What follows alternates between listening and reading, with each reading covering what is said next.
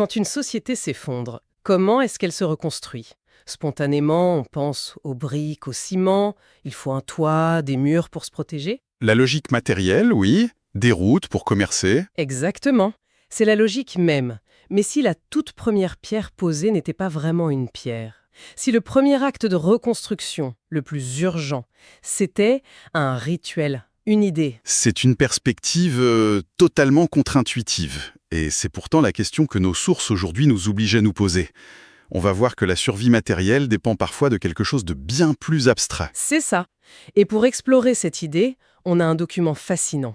Quelques versets à peine tirés du livre d'Esdras, chapitre 3 dans la Bible hébraïque.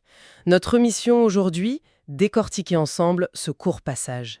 Essayer de comprendre la psychologie d'une nation qui, littéralement, renaît de ses cendres. C'est un voyage dans le temps à la recherche des fondations invisibles d'une société. Et ce qui est tout de suite frappant avec ce texte, c'est qu'il choisit de ne pas nous raconter le début de l'histoire.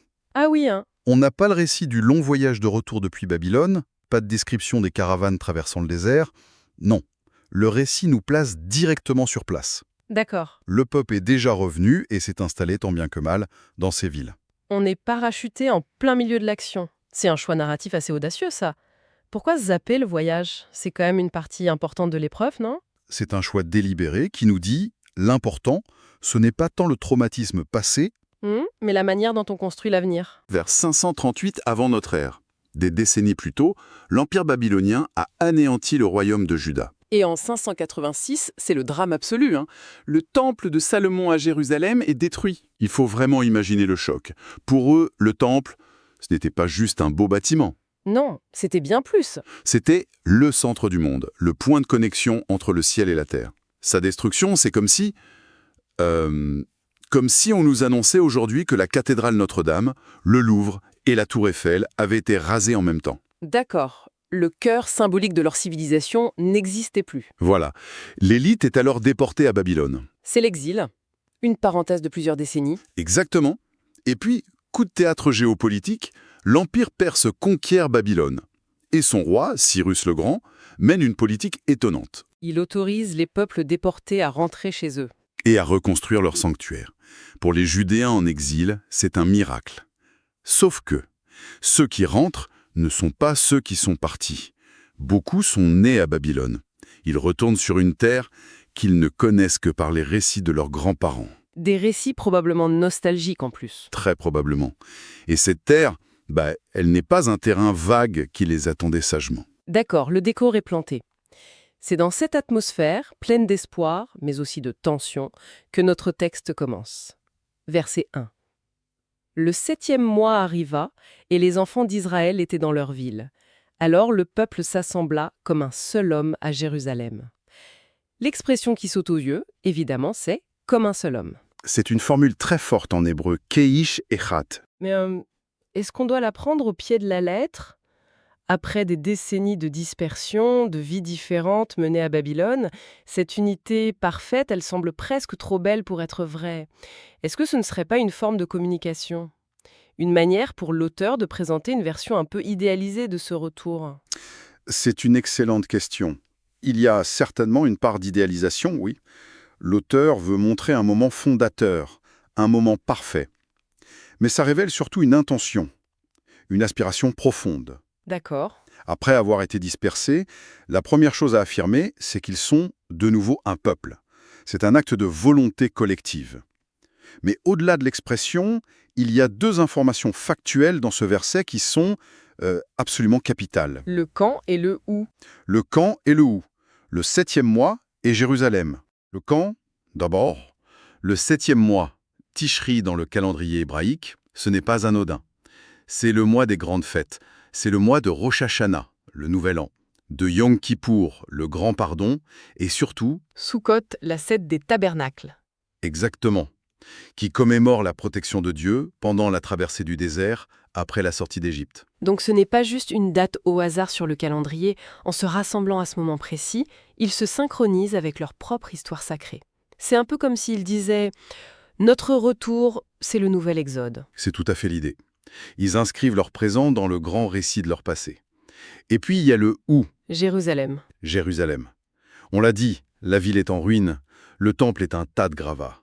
Objectivement, c'est le pire endroit pour organiser un grand rassemblement. Mais symboliquement, c'est le seul lieu possible. C'est le centre du monde, même en ruine. Se retrouver là, c'est affirmer « notre cœur est ici » et c'est à partir de ce cœur, même brisé, que tout va repartir. D'accord, donc on a ce peuple unifié, rassemblé au bon moment, au bon endroit, au milieu des ruines. La scène est posée. Et là, la grande question, quelle va être leur première action concrète? Reconstruire des maisons? Dégager les rues? Monter des murs pour se protéger. Oui.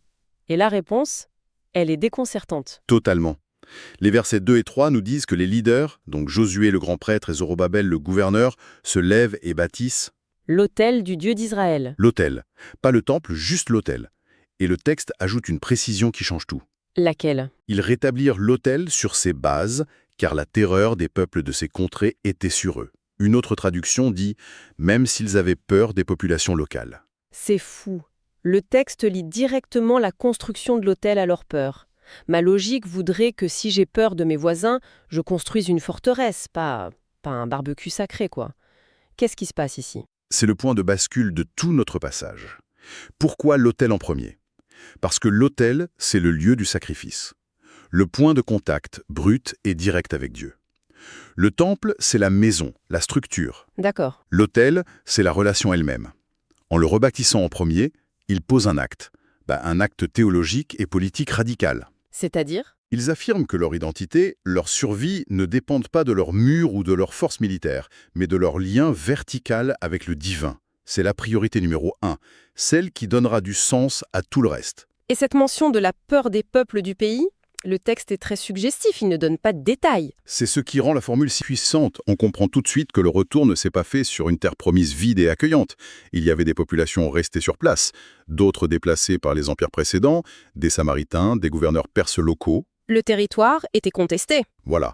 Leur retour n'est pas un conte de fées. Donc, pour le dire simplement, c'est un peu comme s'ils revenaient dans leur maison de famille après des années et la trouvaient squattée par des voisins pas franchement amicaux. Que leur véritable rempart, leur véritable sécurité ne viendra pas de la pierre, mais de leur alliance avec Dieu. C'est un pari de la foi absolument vertigineux. Et ce pari, ce n'est pas juste un coup d'éclat. Ce n'est pas un acte symbolique isolé. Les versets suivants, 4 et 5, montrent que c'est le début d'un processus très méthodique. On sent presque une frénésie dans la description, comme s'ils avaient une soif de rituel à étancher. Oui, on passe du geste fondateur à la mise en place d'un système. Exactement. C'est comme une checklist. D'abord, ils célèbrent la fête des tabernacles, comme il est écrit. Puis, ils offrent les sacrifices quotidiens. Ensuite, on passe à une routine encore plus précise, l'holocauste perpétuel. Celui du matin et du soir. Chaque jour, sans faute. Et ça continue. Les sacrifices pour les nouvelles lunes, pour toutes les fêtes solennelles. En quelques lignes, ce n'est plus un événement exceptionnel. C'est tout le système d'exploitation spirituelle de la nation qui est en train de redémarrer. Le mot checklist est très juste. Et la clé de cette checklist, c'est cette répétition. Comme il est écrit, selon l'ordonnance, selon la loi de Moïse. Ce n'est pas de la nostalgie. C'est une reconstruction consciente, basée sur un texte fondateur. Après des décennies de chaos en exil, où leur temps était rythmé par une culture étrangère, le retour au rituel offre une structure, une prévisibilité, un sentiment de normalité. C'est plus que construire un bâtiment, c'est reconstruire le temps lui-même. C'est une idée très forte, ça. Pensez-y. Le temps à Babylone était un temps subi. En réinstaurant le sacrifice du matin et du soir, les fêtes mensuelles, annuelles, ils réimposent leur propre calendrier sur la réalité. Ils reprennent le contrôle de leur quotidien. Chaque lever de soleil a de nouveau un sens qui leur est propre. D'accord. Et le rituel est aussi un pont dans le temps. En refaisant ces gestes précis, décrits dans leur texte, ils ne font pas qu'obéir à une loi. Ils se connectent à toutes les générations qui ont fait ces mêmes gestes avant eux. C'est ça. À Moïse, à David, à Salomon. Ils annulent la rupture de l'exil en quelque sorte. C'est exactement ça. Ils affirment que l'exil n'était qu'une parenthèse douloureuse, mais pas la fin de l'histoire. Ils jettent les bases d'un avenir stable, fondé non pas sur la puissance d'un roi, mais sur une identité partagée, cimentée par une loi et des rituels communs. C'est incroyable de voir tout ce que ces quelques versets contiennent. Si on résume, on a le portrait d'une communauté qui, face à la peur, à l'incertitude, choisit une stratégie de reconstruction en 3 temps. D'abord, affirmer son unité, le fameux comme un seul homme. Isn? Ensuite, définir sa priorité absolue, le spirituel avant le matériel, l'autel avant les murs. Et enfin, restaurer son identité en redémarrant la machine des rituels qui restructure le temps et l'histoire. Et si on prend un peu de hauteur? Ce passage illustre un principe fondamental de la reconstruction après un traumatisme, qu'il soit individuel ou collectif. Ah oui, On pense souvent que la première étape est matérielle, un toit, de la nourriture, la sécurité. et c'est évidemment vital. Mais ce texte nous suggère que pour trouver l'énergie et la cohésion nécessaires à cette reconstruction matérielle, il faut d'abord se reconnecter à son identité profonde. À son sens, Le fameux « pourquoi » avant le « comment ». précisément. L'autel, ce n'est pas juste un tas de pierres. C'est la réponse physique et visible à leur « pourquoi ». Pourquoi sommes-nous revenus? Pourquoi formons-nous encore un peuple? Pourquoi endurer la peur et les difficultés? La réponse, pour eux, se trouve là, à cause de notre lien unique avec Dieu. Une fois ce pourquoi solidement réaffirmé au centre du village, Du comment, les maisons, l'économie, les murs, peut commencer sur une fondation qui a du sens. sans ce centre de gravité, tout l'effort risquerait de s'éparpiller. Ce récit vieux de 2500 ans résonne de manière étrangement moderne. Ça nous pousse à transposer la question. Si une société d'aujourd'hui, la nôtre, devait se reconstruire à partir de zéro, après une crise dévastatrice, quel serait son autel? Quelle serait cette toute première chose, non négociable, qu'elle choisirait de rebâtir pour redéfinir son identité et se donner un avenir commun? Serait-ce l'école, le système de santé, les tribunaux? Une valeur? Comme la liberté? Ou un principe? Comme la démocratie? La question est vertigineuse et elle reste ouverte.